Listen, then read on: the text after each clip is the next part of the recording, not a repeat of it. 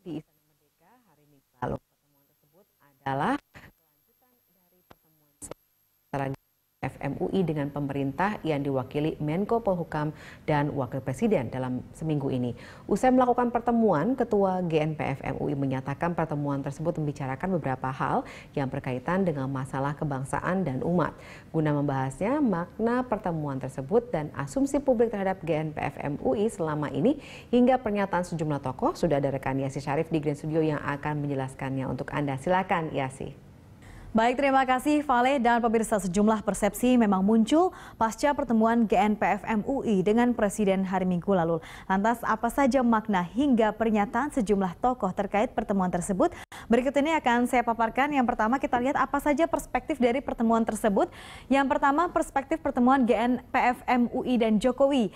Di sini kita lihat di pertama adalah perspektif behavior approach, ini pendekatan perilaku. Berikut yang kedua dari perspektif historical approach, pendekatan sejarah. Dan selanjutnya yang ketiga perspektif rational choice approach, pendekatan pilihan rasional. Dan selanjutnya pemirsa kita akan melihat berikutnya ini terkait dengan makna politik apa saja yang terkandung di dalam pertemuan tersebut. Bersama kita akan melihat makna politik pertemuan GNPF MUI dan Jokowi. Yang pertama, upaya dialog yang konstruktif antara kedua belah pihak yang selama ini berseberangan. Berikutnya ada makna terkait Jokowi yang mendapatkan gizi politik yang cukup tinggi karena berhasil mendudukkan petinggi GNPF MUI bercengkrama silaturahim di istana. Selanjutnya kita lihat pemirsa. Petinggi GNPF MUI tampaknya ini pemirsa kurang kritis dalam pertemuan tersebut karena janji 12 juta tanah untuk rakyat dianggap sebagai solusi perekonomian umat. Dan yang berikutnya kita akan melihat bersama. Pertemuan tersebut menjadi prestasi Wiranto sebagai Menko Polhukam yang berhasil memediasi pertemuan tersebut yang selama ini dikesankan sulit untuk mempertemukan GNPF dan juga Presiden. Selanjutnya kita lihat apa-apa saja asumsi yang timbul dari pertemuan tersebut. Kita lihat di sini ada asumsi yang dipatahkan juga oleh GNPF MUI. Di sini kita lihat yang pertama. Asumsi yang berhasil dipatahkan oleh GNPF MUI adalah berhasil menghadirkan Jokowi di aksi 212 yang disebut-sebut aksi intoleran dihadiri jutaan umat Islam secara damai. Berikutnya, asumsi yang dipatahkan juga ini bisa menunjukkan kepada publik bahwa GNPF MUI bukan kelompok radikal, intoleran, dan anti dialog. Dan selanjutnya pemirsa kita akan melihat di sini ada beberapa pernyataan dari beberapa tokoh. Kita akan melihat siapa-siapa saja yang memberikan pernyataan terkait dengan hal tersebut. Yang pertama Salahuddin Wahid, ini sebagai pengasuh pondok pesantren dari Tebu Ireng. Dia menyebutkan, saya bersyukur RI 1 mau bertemu dengan GNPF. Tapi jangan hanya seremonial saja, harus dimanfaatkan untuk merajut kembali apa yang kemarin sempat terkoyak. Saya pikir perginya Habib Rizik bisa ke Arab ini bisa mendekatkan RI 1 dengan kelompok Islam yang sempat renggang. Selanjutnya kita akan melihat pernyataan dari Sudirman Said, mantan Menteri Energi dan Sumber Daya Mineral. Dia menyebutkan apakah pertemuan istana dengan GNPF sudah berarti komunikasi istana dengan Islam sudah terbuka. Masih banyak timbul kesan yang belum serius. Dan pemirsa memang banyak sekali informasi-informasi yang muncul begitu ya. Seperti apa yang tadi sudah saya paparkan. Nanti bisa kita akan langsung membahasnya bersama dengan Vale. Demikian informasi yang bisa saya sampaikan. Kembali ke Vale. Dialog kita pemirsa, ya di studio masih ada Bang Rey. Bang Rey, kalau kita lihat ini ya tadi beberapa pihak mempertanyakan sebenarnya apa sih dampak dari pertemuan ini, apa maknanya lebih dalam lagi, tidak sekedar silaturahmi, kemudian tapi juga ada sebenarnya esensi dari pertemuan itu apa. Nah kalau kita lihat dari informasi yang beredar saat ini termasuk juga dari konversi yang dilaksanakan oleh GNPF MUI pasca pertemuan, apakah kita bisa melihat sebenarnya pertemuan ini justru menguntungkan pihak dari GNPF MUI bukan dari Jokowi?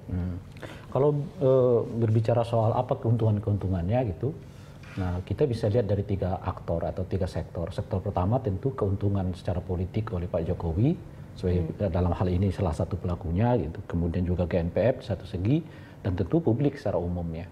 Nah kita akan coba lihat keuntungan publiknya. Keuntungan publik mungkin kita akan melihat semacam ketegangan yang menurun.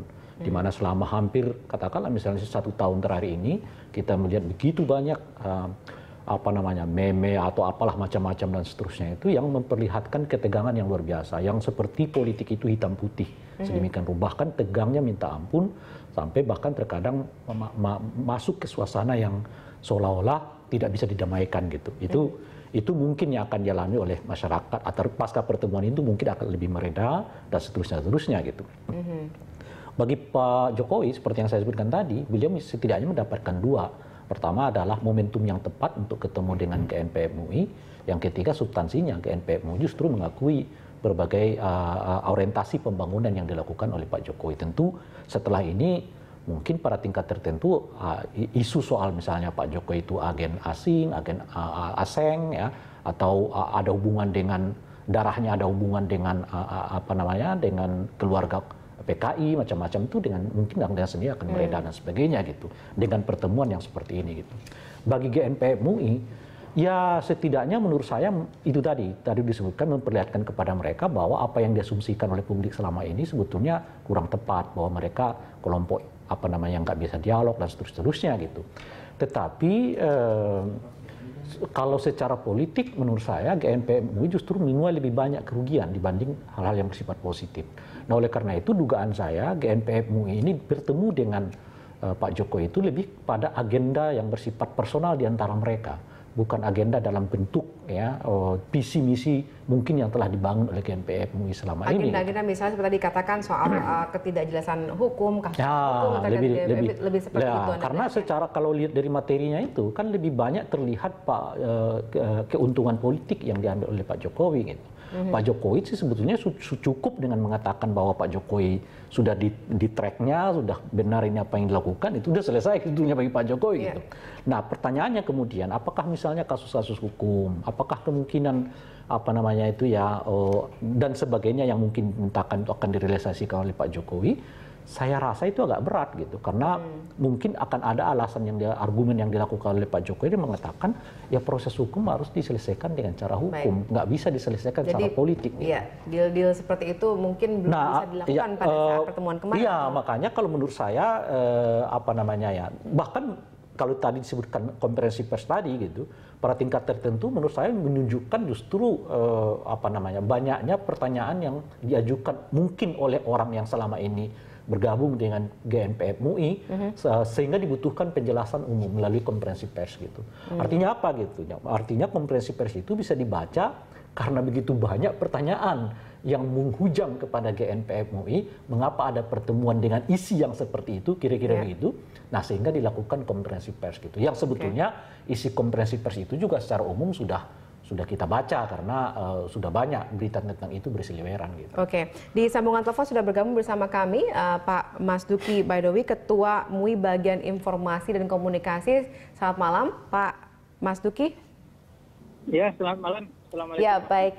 Pak Mas Duki, ini kalau kita melihat pertemuan antara GNPF MUI dan Presiden Jokowi, bagaimana dari MUI sendiri memandang pertemuan ini? Apakah memang ini tepat dilaksanakan atau sebenarnya ada makna lain dari pertemuan ini yang bisa kita lihat sebagai masyarakat umum? Ya, ini kan masih Lebaran ya suasananya. Jadi saya kira kita buanglah berbagai analisis yang terkait dengan masalah-masalah politik yang terlalu jauh gitu ya. Jadi kalau saya lebih melihat dan mengapresiasi terhadap Presiden ya, dalam hal ini Bapak Jokowi, yang menurut saya dia berani melakukan langkah-langkah terobosan ya, menembus sekat-sekat yang pada dasarnya mungkin agak sulit untuk ditembus, tapi dia bisa melakukan langkah yang akhirnya menembus sekat. Saya kira itu satu hal yang sangat bagus. GNPF MUI mungkin dianggap punya agenda-agenda tertentu dan macam-macam oleh yang lain, gitu, tapi Pak Jokowi menerimanya dengan baik. Itu saya kira sebuah langkah yang positif, itu yang pertama. Yang kedua, saya juga selalu ingin mengklarifikasi terhadap hal yang selama ini juga sudah berulang-ulang MUI jelaskan bahwa Majelis Ulama Indonesia tidak ada hubungannya dengan GNPF MUI ya. Jadi itu sama sekali tidak ada hubungan struktural dan tidak ada hubungan apa-apa gitu kan. Dan ini sering disalahpahami oleh masyarakat seakan-akan bahwa GNPF MUI itu seakan-akan menjadi bagian dari MUI. Itu sama sekali berbeda dan tidak ada hubungan apa-apa. Saya kira itu. Baik, nah kalau kita lihat ada juga yang memandang bahwa pada akhirnya pertemuan ini menggambarkan bahwa pemerintah yang mungkin tadinya tidak erat hubungannya dengan kelompok Islam, tapi dengan pertemuan ini menunjukkan bahwa sudah bisa berdamai dengan semua kelompok Islam yang ada di Indonesia. Bagaimana Anda memandangnya dari MUI? Sebaiknya, halo. Ya, silakan Pak. Ya, sebaiknya memang presiden ya, karena presidennya masyarakat Indonesia memang anggapan seperti yang dikemukakan tadi itu saya kira anggapan yang tidak benar. Ini adalah presidennya rakyat Indonesia, presidennya umat Islam, presidennya umat Kristiani, presidennya umat Hindu dan yang lain-lain lah, semuanya lah seperti itu kan.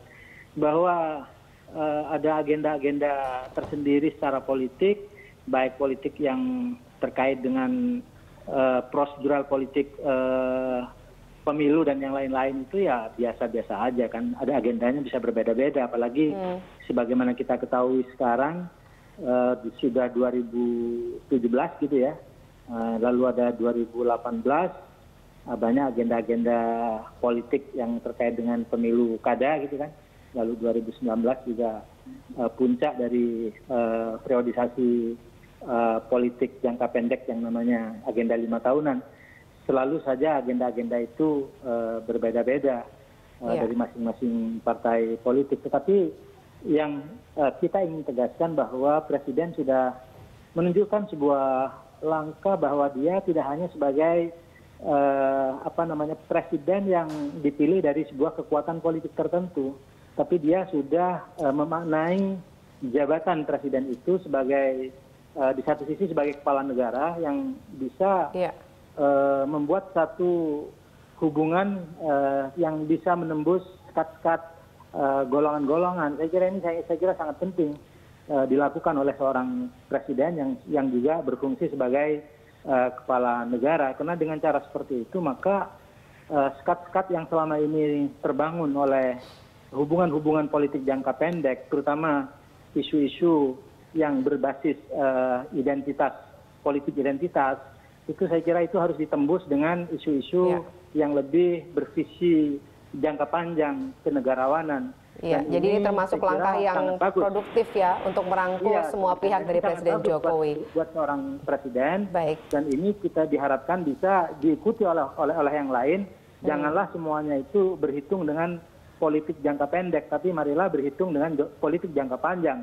Karena kalau semuanya dihitung dengan politik jangka pendek, negeri Indonesia ini tidak akan lama bisa rusak nih semuanya gitu.